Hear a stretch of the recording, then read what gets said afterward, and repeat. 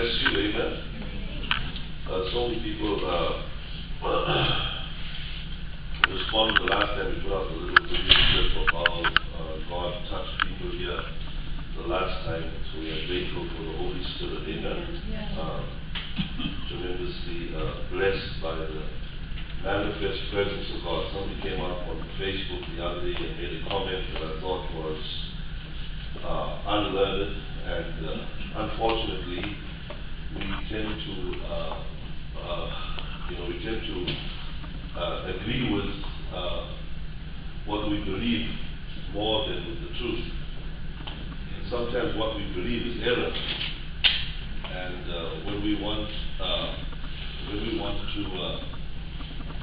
get a professional medical opinions, we go to people that are learned, that are trained, that are experienced, that have understanding and experience in that field. But unfortunately, Christianity, whoever says something, that must be the truth. And person said, oh, why do people go to buildings and just want to be there? God is everywhere. He's omnipresent, so we don't need to be there in the building. Well, that's absolutely ignorant, because I can prove from the scriptures. Amen. Paul says, when you come together in one place, all you are is a stone. Yes. Don't ever feel more privileged than what you are. Right. Because we have this subtle spiritual arrogance that we believe God celebrates. All you are is a stone, and you are joined together to make God a house. Yeah. So you can be a lot of loose stones hanging around everywhere. It does not mean you're the church. Amen. Now you are a saint, but you are not the church. You are a stone. I see some minds trying to challenge me there. That's okay. Am I right? Yes. The word is right. Yeah, that's right. You are fitly trained and joined together, making God a habitation in the Spirit. You must be joined. Oh, God's done with church. He's moving on the street. Impossible. Even those who have the highway and the byways, He brought them into the marriage supper of the Lamb. God is not doing street movements. It's tough, but God is building His church, His house. Amen. Amen. And so we come together to one place where we are fitted, framed, and joined together to make God a habitation in the Spirit. Amen. God's not working with rolling stones. He's working with submitted stones. Yes. He's working with lively stones. He's working with precious stones. Say amen. Amen. We don't come together to throw stones at each other. We come to be fitted. We are not bricks. God did not ask us to be bricks. God is not building Babel. Babel wants to get to God. Babel wants to make everybody look the same, sound the same color, same political affiliation, same opinion. I didn't come to your church because you're black. I didn't come to your church because you're white. And I'm not going to that church because they're not Spanish.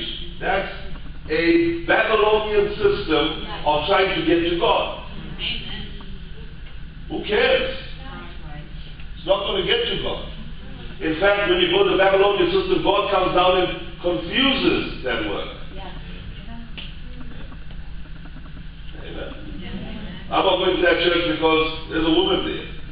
Right. What? Your mother was what?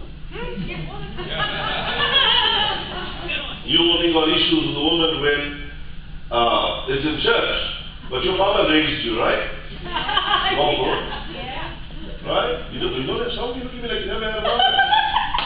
See how politically prejudiced we become when it becomes to religion. Your mama never made a mess of you. Look at you. You're alive. You're normal. So God will not use a woman of God in His house, right? Because somebody placed that prejudice in your heart. Well, I can't receive from a woman, you see. Oh, wow. Right. Amen. Amen. Amen. God's not building a Babylonian system That's right. of where we all are like bricks. No identity, no character. Yeah. If you look around, nobody looks like you. And by the way, we don't want two of you. That's right. Amen. You yourself can just about handle yourself. How do you do it? And you might think that I'm picking on you. I am.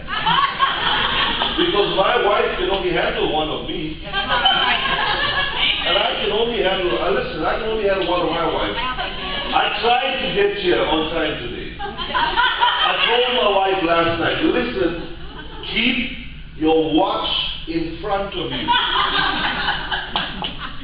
Okay? I know you've got a million things to do and you're superwoman, and that's why I married you, but keep your watch in front of you. I preach all over the world, and I'm never late, except when my wife's with me.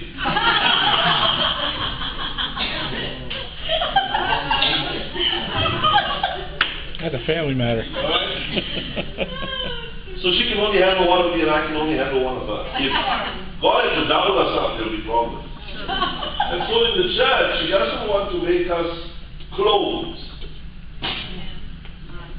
He wants us as lively stones, joined together. Amen? So that we come from where we come from, who we are, what we've been through in life. Your mess is not my mess, but your mess is not better than my mess, because your mess is a mess. Well, actually, my mess is not as bad. I just got pride. You see, you have a problem with anger. My problem is just pride.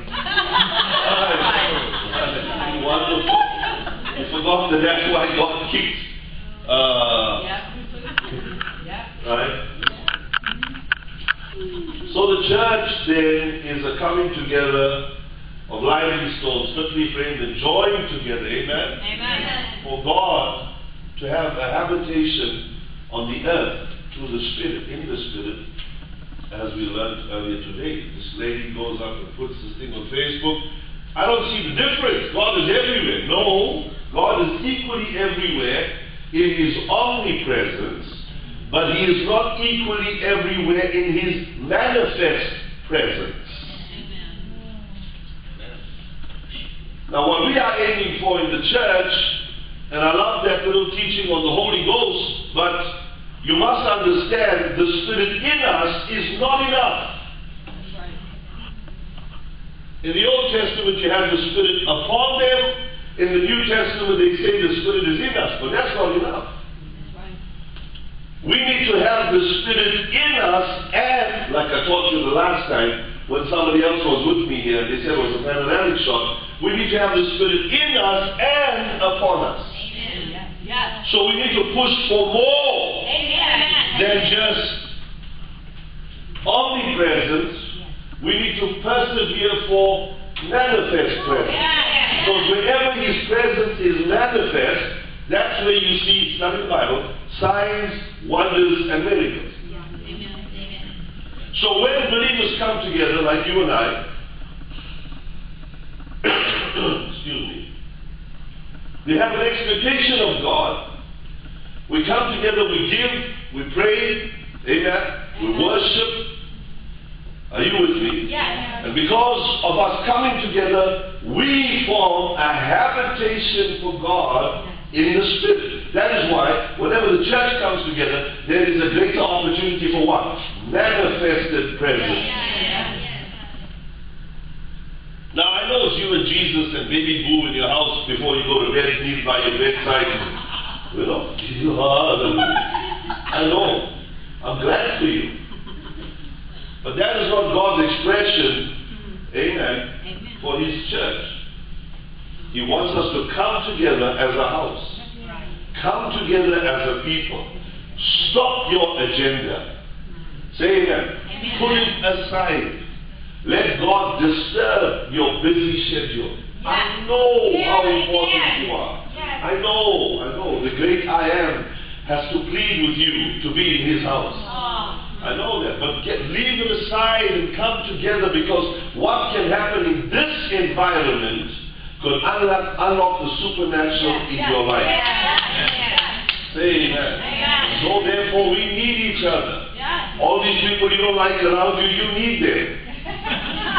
You need them. Come on, you know that there's a hole in your wall. The elements from the outside are going to come in. You've got to fix that wall. You need each other. You need to be connected. Say amen. Well, it's just Jesus and me. You wish. No. It's not that way. We need each other. Say amen. And we all contribute to the coming together and God putting His house, amen, on the earth through a people, amen, as the lively stones fitly framed and joined together. Say amen. And so, therefore, we are not building a Babylonian system that the Bible says they have. And this is America. Let me just, can I speak prophetically so you understand what I'm saying? When I say I'm a prophet, I'm not saying your name is Susan and you drive a yellow Mazda, you know, and your dog's name is Solomon. That's not a prophet. That's a fortune teller. That's a soothsayer. The Bible speaks against that anyway. I believe in the word of knowledge, but we are chasing the wrong understanding of the prophetic. The prophetic, true prophet in the Bible is the ability to teach the scriptures, because the prophets wrote them. So ultimately, the identificational characteristics of a prophet is somebody that can teach you the word of God, open the word of God, explain the word of God, expound the word of God, and manifest the word. That's a prophet. That's prophetic ministry. Amen? Because this word is not open to everyone. It's not. Amen? It's not. Lord, let's go to Luke chapter 4. Let me show you. Let me teach you. Amen? And so you need to come together where you can be taught. Say amen. But I don't like money. You know? God likes her. Amen. I put up something on Facebook while I was waiting for my household to get into the car. I'm an apostle everywhere else except get in the car. We're going to get late anyway. I said, you know, we read our Bible, Acts chapter 19, I think verse 11. God worked unusual miracles by the hands of Paul. You know that? The Bible says in Acts 19:11, God worked unusual miracles by the hands of Paul. But it's amazing when we read that, this is what we read. That's what's written, but this is what we read. See, what we were supposed to practice was exegesis, to take from the scripture. But what we practice is eisegesis, which is we want to speak into it, our opinion. Now, exegesis says God worked unusual miracles by the hands of Paul. Here's what Christians read. And God worked unusual miracles by the hands of Paul. That's Bible, right? That's sacred, that's inspired, that's the word of God. What we read is, and Paul worked unusual miracles by the hands of God. Amen. You can catch that. Bible says God worked unusual miracles through a man's hands. Yeah. But what we say is a man is working unusual miracles through God's hands. Oh, there. Did it now. Yeah. Everybody with a high IQ say amen. Wow. God worked unusual miracles by the hands of a man. Bible. Yes. What Christians read is that Paul worked unusual miracles by the hands of God. Because we can handle God. We just don't want to be a part of whom He's using. Because we got issues.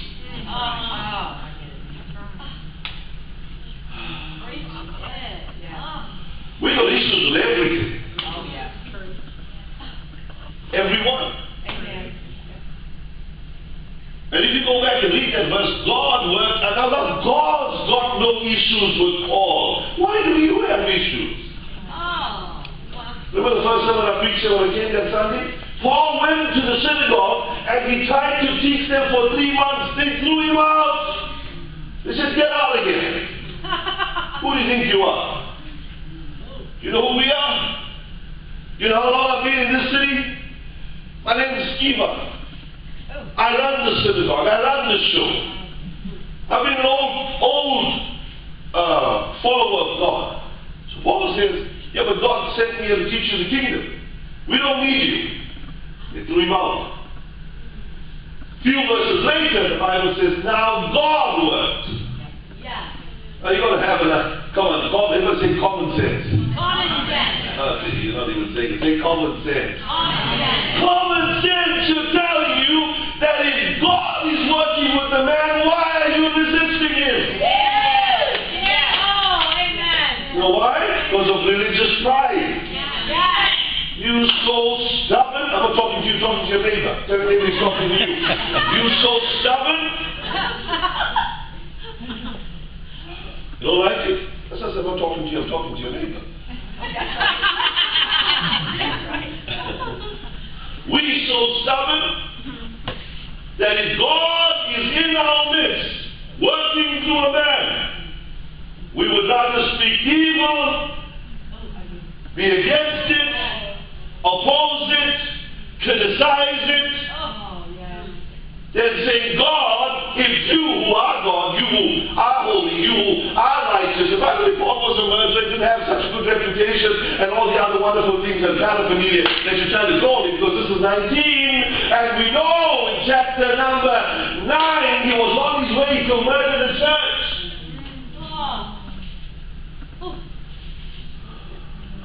How's that for the reputation? See, because what we read is that Paul worked unusual miracles by the hands of God. But the Bible says God worked unusual miracles by the hands of Paul. Yeah, right.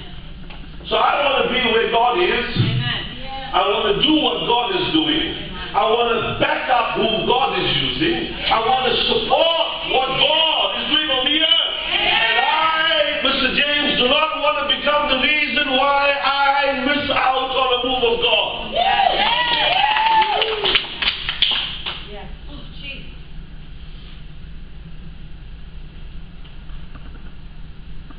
Even demons have respect for who God uses. Amen. The Bible says the demon said, we know Paul. Yes. I mean, what is it going to take for Skeever's sons to get a wake-up call? Right. Chapter 19. What's going to take? You mean you need a demon to teach you that's the man of God?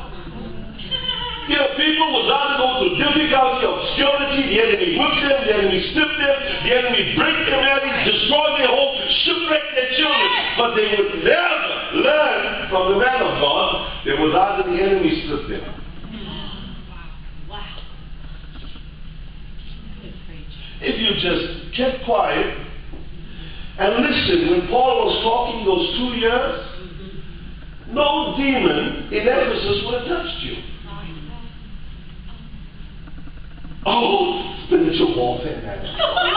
What warfare? What warfare are you talking about? If you are in what God is doing, this should drive out the demons that come near your house. But the reason why they have access to you is because you don't want to be a part of what God is doing. Well, I understand spiritual warfare. My left foot up your nose with the rubber hose.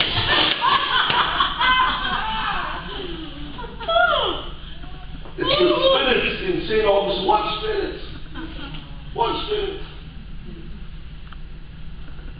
Bit too rough? Well, I don't like one. Well, if God has placed her here in this time, for this people, in this region, then every angel that is located in this territory will come into alignment with the will of God. As the demons. Paul I know. Jesus I know. Who are you? That's right. Oh, I have a Facebook page. I got 4,000 followers on Twitter. See, we got issues. Yeah. And our issues are not new issues. They're old issues that we never dealt with in childhood.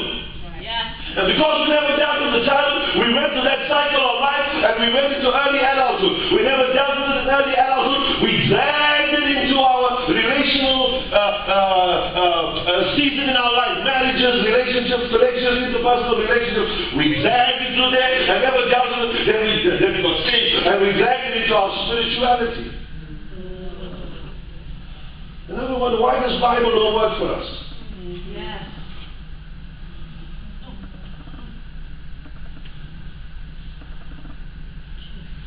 I preach a lot of places. God opens doors for me. Amen? Amen. Because Jesus said He is the door. Yeah. I go there, oh man of God, you don't know this place. This place is the headquarters for Satanism. Oh wow. Well, how can Satan have his seat here when you are here? See, because we think that by elevating Satan, it gives us some kind of a spiritual identity. But if you search those people's lives, they are rebels. They refuse to come together in the house of God and be a part of what God is doing, and so therefore they must make the devil look bad to justify their state of life.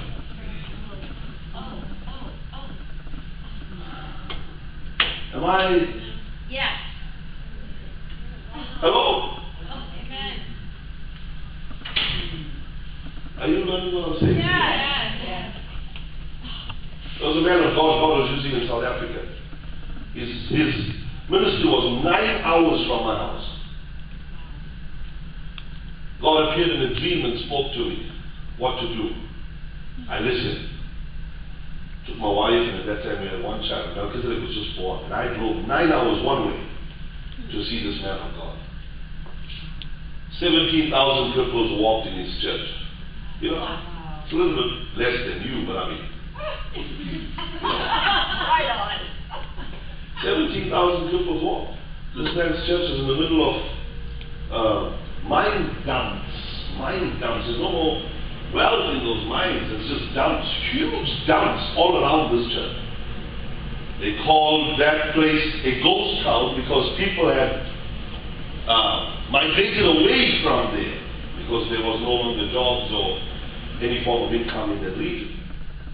This man of God stood up and he said, took that newspaper article and wrote there with black, Sharpie. They said, this is now a ghost town. He put he interjected the statement with a Sharpie, this is now a holy ghost town. And he began to preach the kingdom of God in that region and began to prophesy as a prophet of God until they found plutonium in the mine dumps, which was of greater value than the mine itself. And then investors started flying from all over the world because there was a revival in the dumps. Now common sense, right? Yeah. If the dumps are getting revived, why are you not going there? I jumped in my car and drove 9 hours one way. You know what it's like to drive with a baby in the car? Amen? It's uncomfortable. Wife's going to stop at every service station, jump out, change the baby, diapers in the car, and you'll smell like heaven. Inconvenience. Why can't God just touch me where I am? After all, He is my Father. Am I not anointed? Am I not called? See, I had a rotten attitude. None of you, I'm saying me. And I was wondering why I was dying where I was, dying where I was, and why God was not doing anything. Well, if you're thirsty and if James got the water, get up from where you are and go and get the water. Yeah. Yeah. Yeah. No, you won't. That's great. I've written it on that.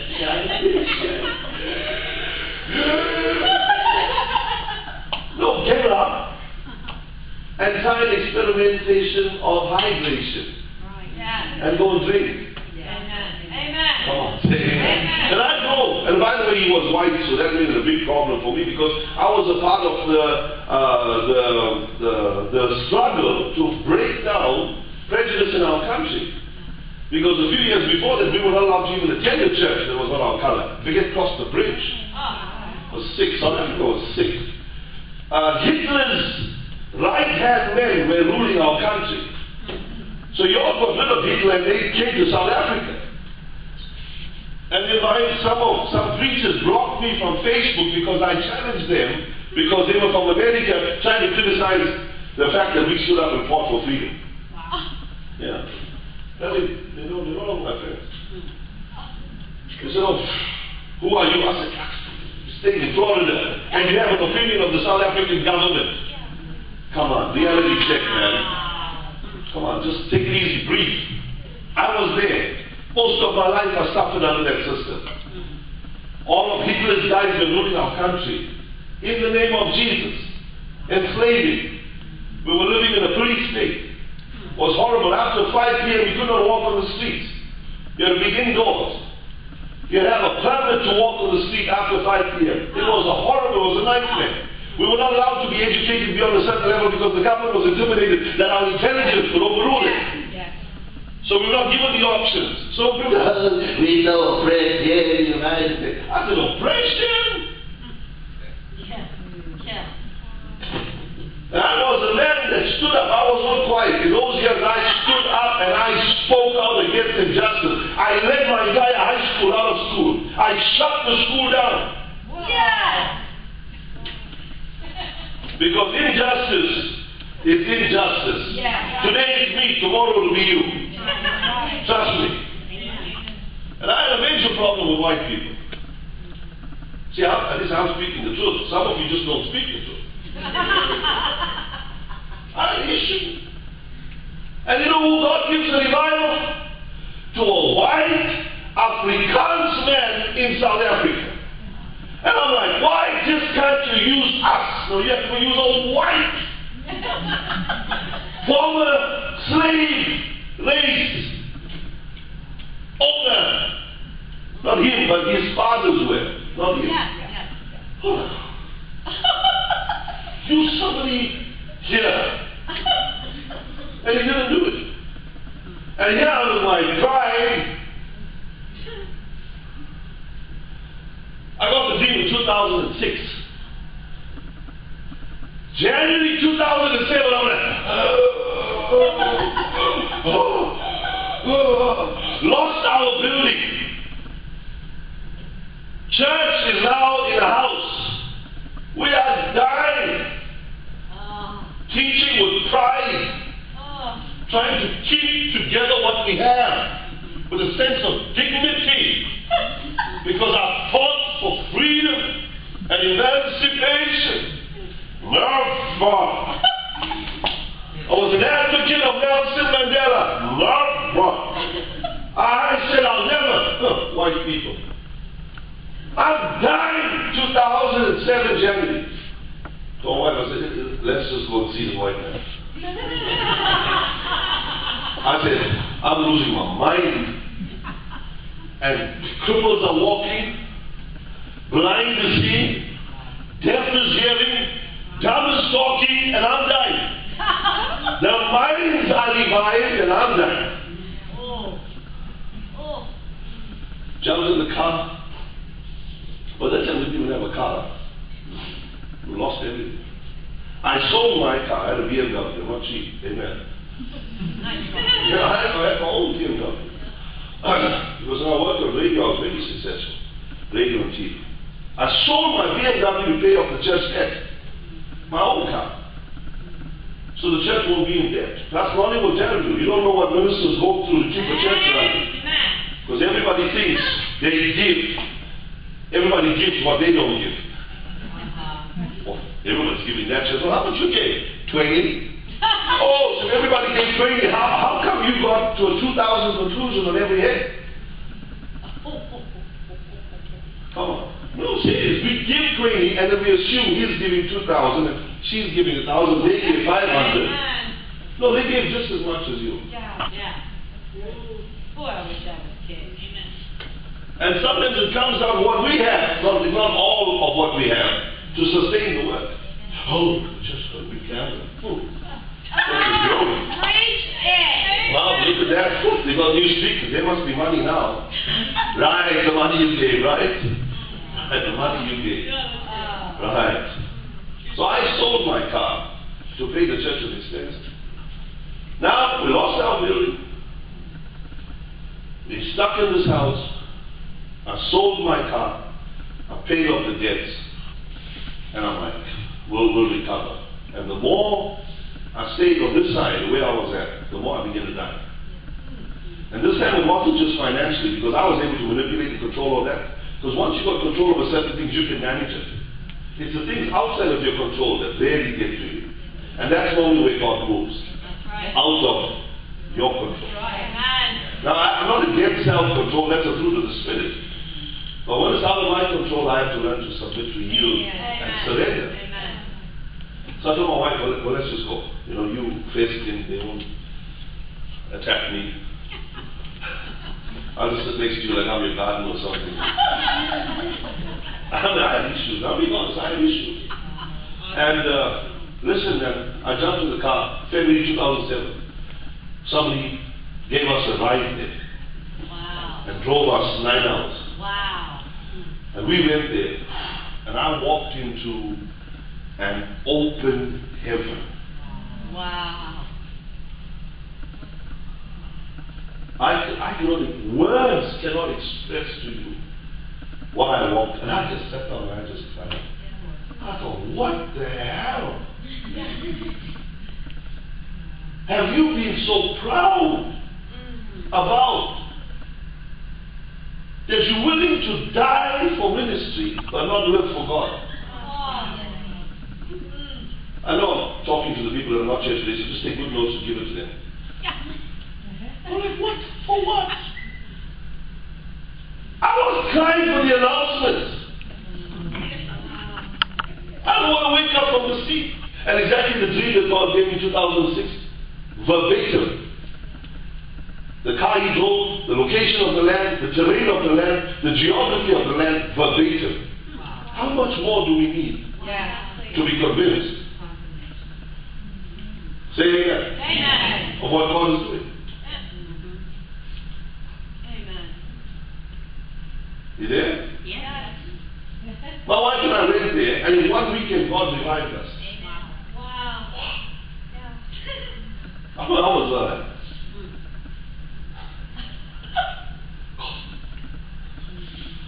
I was like, God was dealing with my prejudice. None of you have that, alright? I know you all. Okay. Just give them extra communion after me.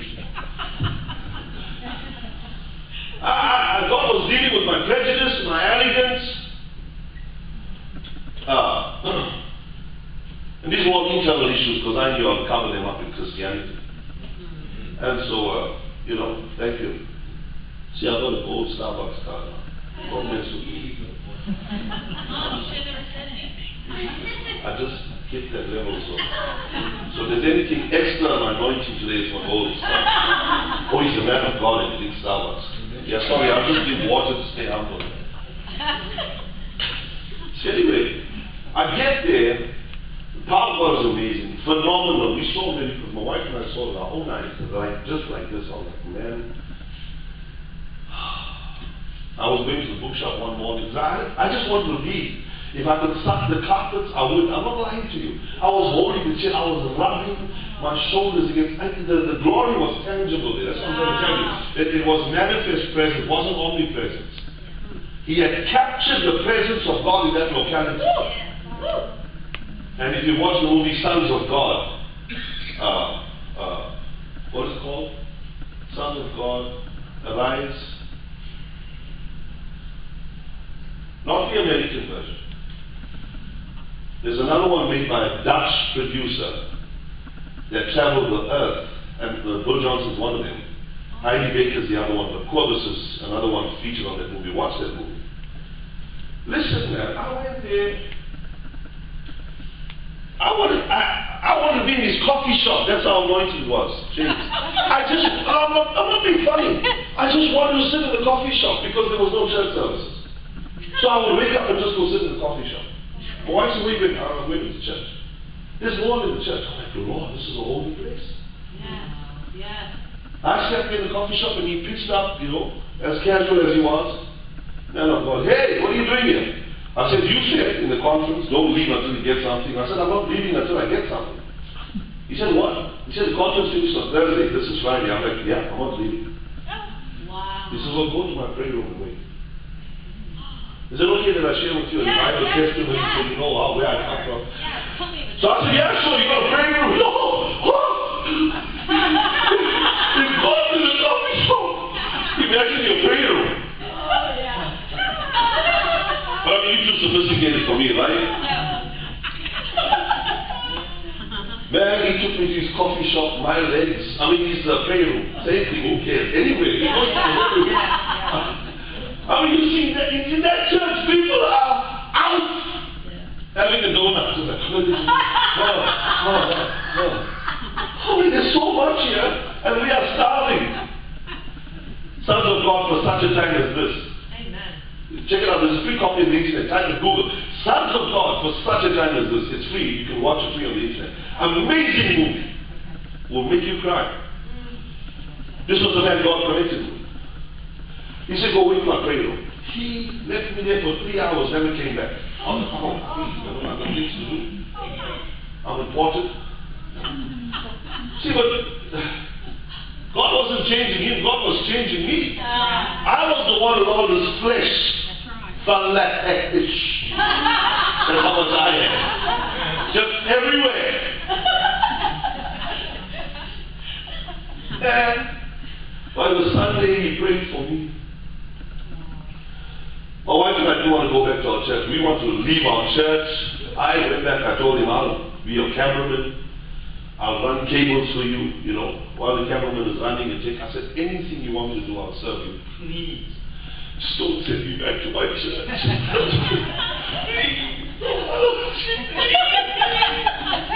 I was begging him. He says, no, you have to go back. I said, I don't like my church. I said, I never knew things like this existed. Why would I want to go back to that church? I don't like that church. I like your church. So let me stay in your church, please. I was begging. He said, no, Ricardo, I cannot. He said, God's called you for revival. You need to go back. All God sent you here for me is for me to minister to you and to get you ready for what God's going to do with you across the earth. Wow. Man, that opened up into a relationship that changed my life. Amen? Just changed my life. I cannot tell you the testimony after testimony after testimony after testimony after testimony of how the blind were seeing, the deaf were hearing, the dumb were speaking, the lame were walking. We broke out in ridiculous revival in our state. And in the middle of that revival, God told me to come to the United States. In the middle of it. Wow. My last meeting was 1,000 a night. Woo. That's the crowd I was now pulling. 1,000 a night. I would pack out city halls. People would be walking out of wheelchairs. I'm talking about people that were brain dead on one side, walking out. I was walking in revival in my personal life. Somebody on Facebook yesterday. They sold a $300 seat to me on Monday, Washington, D.C. at 1 o'clock in the morning. Because I finished the Virginia meetings on Sunday night. So I drove straight from Virginia, Fredericksburg, Virginia. I got a ride to D.C. because I wanted to have that sleep and fly out of D.C. straight to Jackson in the morning. And I said if I stepped in Fredericksburg, I'm going to drive that 1.5 hour on a Monday morning going to Washington, D.C. is a nightmare. So I said, rather I stay in Washington, D.C. and go straight to the airport in the morning, catch a flight, get back home. One young man came and he sold $300 into my life. He got a $75,000 bonus. He put it out yesterday. Wow. Don't look at me like I got it. He got it. That's right. What you forget is that I got the $300. Some of you are angry at me like I got the 75. Well, why doesn't that happen to me? Well, what he did was he honored what I carried. Yes.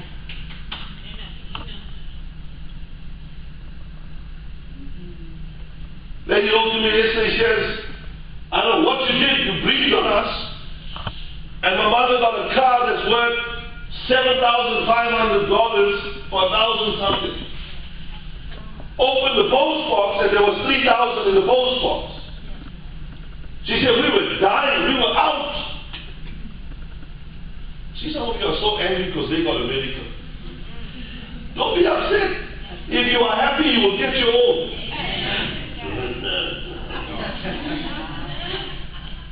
That's a pretty good. He never had here. Florida never happened. Same man of God, same God. Same man of God, same God. Amen. My wife and I, Taylor, would go. We would sow everything into this man of God, Prophet Clovis. Listen, I'm talking about everything. That place was such a spiritual place that I would sow into this man of God. And I'm not talking about you giving me today, but I'm teaching you how this thing works in the spirit. I need to teach you. Say amen. Amen. So anyway, we would sow, my wife and I would sow, when we go up and take that journey at least, we try to go 4 times outside the conferences. So for 4 quarters we go at least once to get refreshed. And this place was such a spiritual place. It was a place of dreams and visions. If you went there that night, you would have a dream. Because you literally walked into an open portal in the realm of the Spirit. Man, it was so exciting to be there. Amen. I mean, my wife and I would go there and we would say,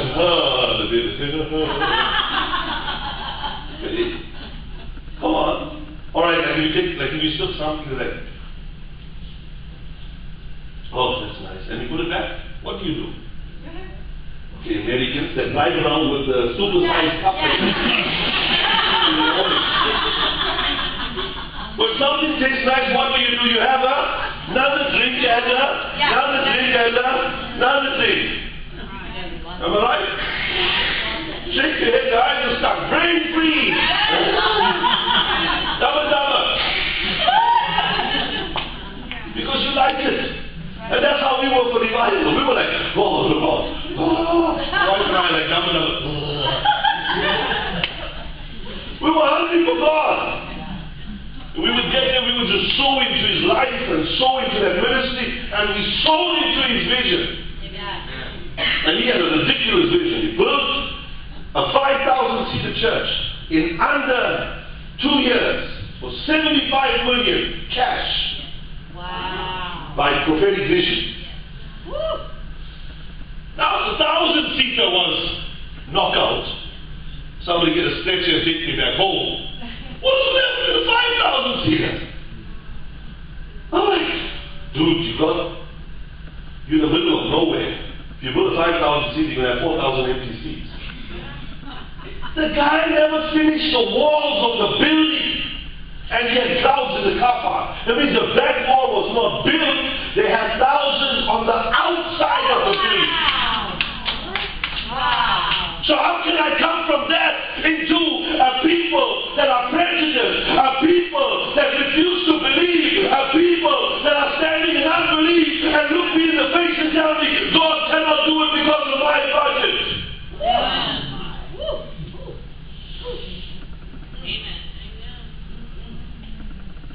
After a while, I stopped seeing color. I was only looking for anybody that had the Holy Spirit. And if you had the Holy Spirit, that's it. Because I knew some people of my color that would just stop in the living room, stand next to them in that meeting. I'll stand with this sister. So she's hungry for God. Oh, well, he's one of us. He doesn't even sit with us. I don't want to sit with you because you're my skin color. I want to be with you because you're hungry for God. I come here once a month in my schedule because Pastor Lonnie is hungry for God. Amen. She's not building with bricks, she's building with stones. Amen? Lively stones. She's hungry for God. I remember one day I was worshiping in the morning. Notice how you got this whole thing up. And I was just worshiping God. And a girl came and tapped me in the back. I turned around and said, yeah. She said, I had a dream 2 weeks before. I said, what do you dream? She said, you had a t-shirt. And in the back of the t-shirt was the number 19. Oh, wow. I just bought this t-shirt the Thursday. No, man. I bought it the Thursday. This was the Monday in the prayer meeting. I mean, I bought this on Thursday, but you had it 2 weeks ago. Yeah, I saw this t-shirt and I didn't know what it was, but I knew the number 19 says, my fiancé passed away, but he bought me this diamond ring from Kimberly. Kimberly's ring, the biggest diamonds in the world came out of Kimberly.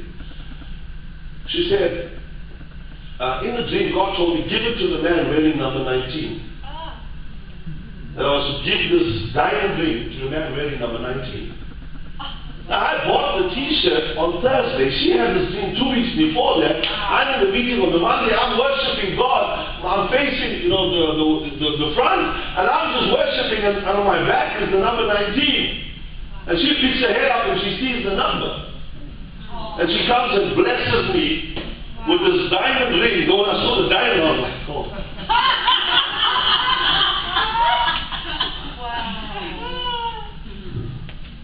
I mean, it was a huge stone. I would have never afforded that in my life. I was like, Jesus, what is this? After later on, I went to my wife and I told her, hey, look at somebody bless me with. And she looked at it and said, oh my God. I said, yeah, bless me with it. But it doesn't fit me, so I'll just give it to you. Obviously, I was going to give it to my wife, but I mean, my wife was blessed with it. And by the way, if you want to know, my wife blessed somebody else. After a while, she sold it. But I blessed her, I gave it to her. One day I was in the meeting and I was sitting there and God told me that weekend I'm going to do 3 things for you. Friday night, Prophet Clovis was taking up the offering and he stopped 4,000 people in Pretoria. Is it okay I share these testimonies with you? Yes. Because I need to build up your faith for what God wants to do in this church and you as a people. And I'm sitting there the Friday night, I took out my offering to sow as normal. I went and, we sold, went to the front, sold it down there. And all these people started up because they were to come to the front. Prophet Clovis never said a basket. Everybody had come and sold in front. And they had huge rakes. They were raking the money as a prophetic symbol of the harvest. It was amazing. Heaps of money.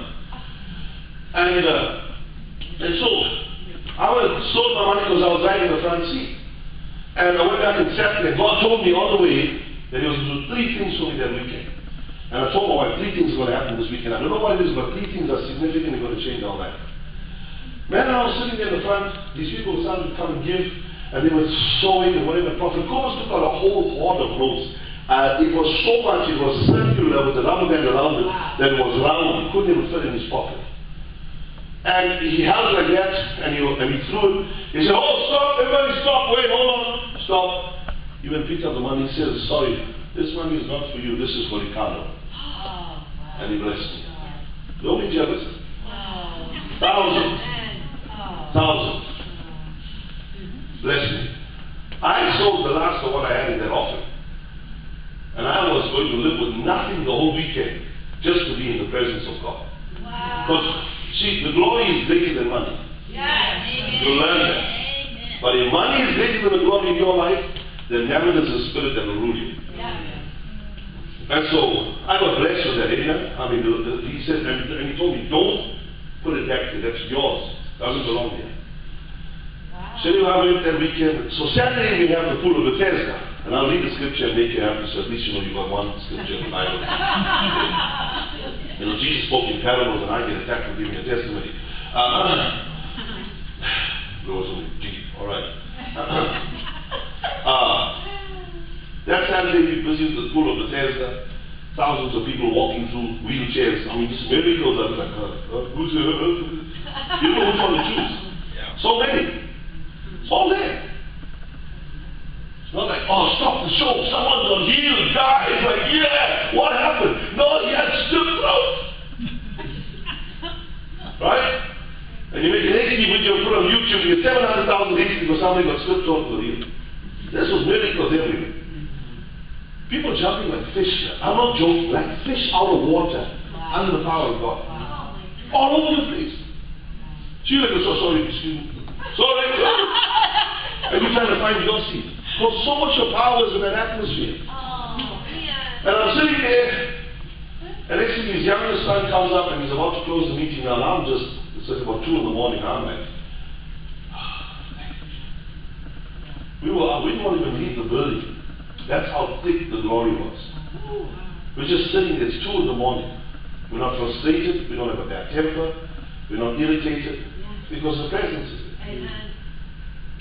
And so, in that environment, he says, I have an announcement to make. And everybody kept quiet, everybody stood there, took the microphone, gave it to his son. And his son said, God asked me to do something and I want to be obedient. And the whole church was waiting, so we were all waiting. He said, God asked me to give my car to Ricardo. And it was a 2-door sports car with every bell and whistle you can dream of. Sound system, mag wheels, custom design seats, everything. Everything you could dream about was in that car. Because Prophet Kobus was a sports car fanatic.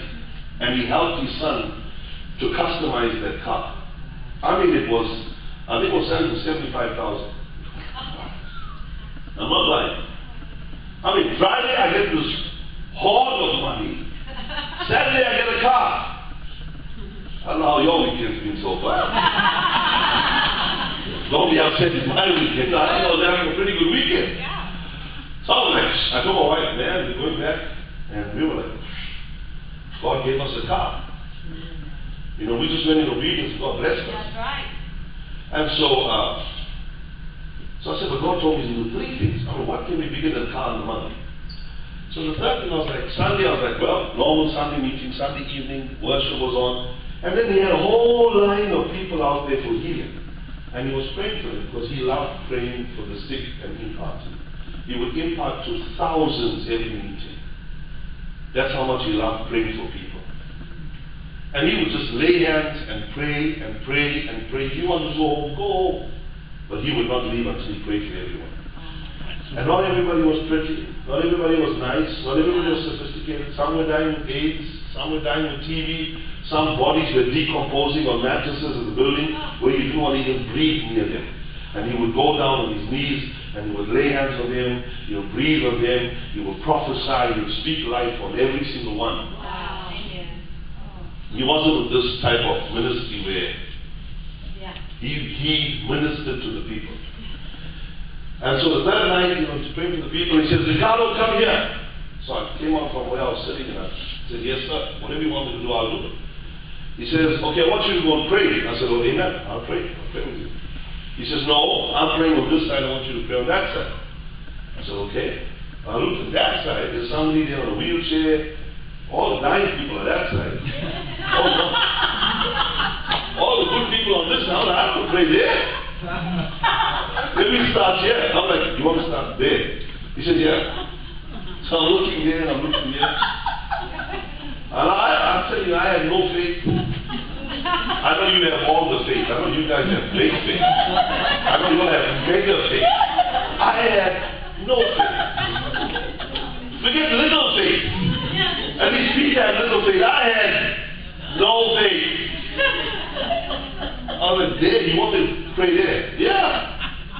And after all these huge TV cameras, because it's broadcast all over the continent, live, and the world, on the internet, huge cameras, when I turn, they follow me. I'm like, what?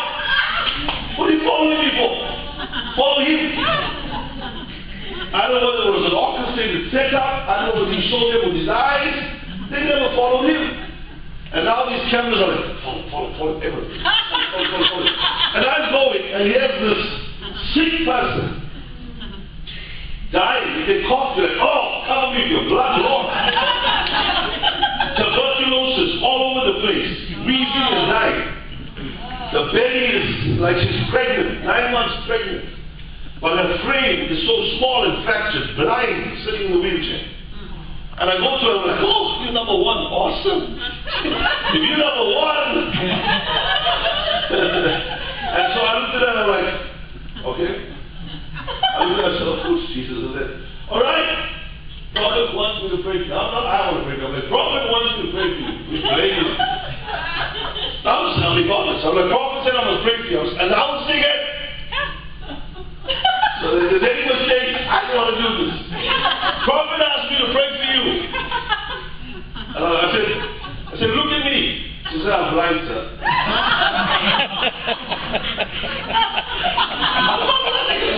I'm like an idiot. Sorry for using idiot. Sorry, I won't say idiot again. But I felt like an idiot then. I was like, okay. So I'm like, alright, so, she's blind. And it's like, yeah, you know what? I'm so done with religion. I can put this microphone and walk away and don't care what you think. I've seen God move too many times. In airports. Amen. Last week, Sunday night, at 12 o'clock in the night, Kimberly took me, got a father out of bed who was dying of cancer, in his pajamas, in the middle of the night, in the middle of Washington, D.C. to lay hands on him. And the power of God hit that house that night. So I'm not looking for... Say amen. I'm saying, oh, God, say God heal somebody at the Starbucks. And by the way, the power of God is hitting people last week with Starbucks. Go look at the pictures on my wall. I had a couple of Starbucks and I was giving people a drink and they were falling under the power of Starbucks. Because I hate religion as much as what Jesus hated religion. So a religious spirit will want to stop God from moving. That's right.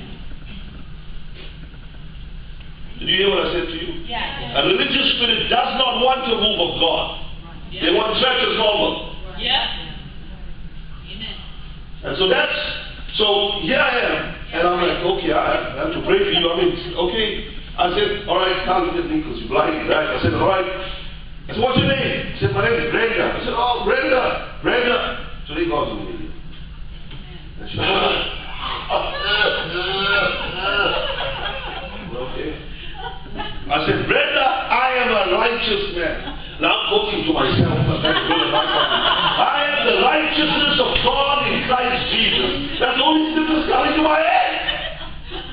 I am the righteousness of God in Christ Jesus. I am a righteous man. And I'm like, Brenda, do you believe me? Because I don't believe myself. That's what I'm feeling inside of me. And she's like, so I just said, I laid there and I said, in the name of Jesus, I command life to come into your body. Man, I'll move my head up. I'm like, man, I didn't feel anything. Nothing shook. The wheelchair never shake. The heavens never opened. This is my beloved son. Nothing came out from him. Nothing. No doubt, no ghost, nothing. It was horrible. And the cameras are there. One's on me, one's on Brenda. And I'm looking like,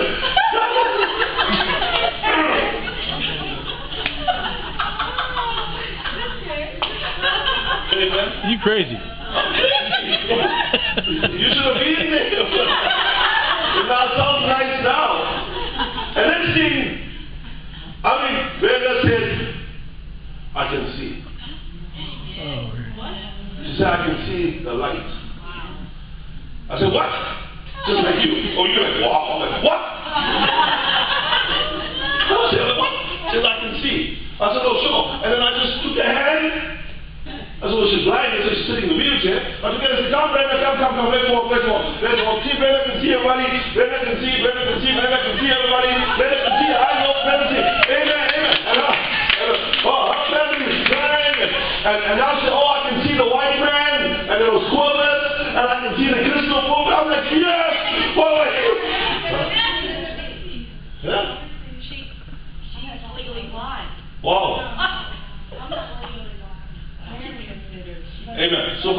ask you.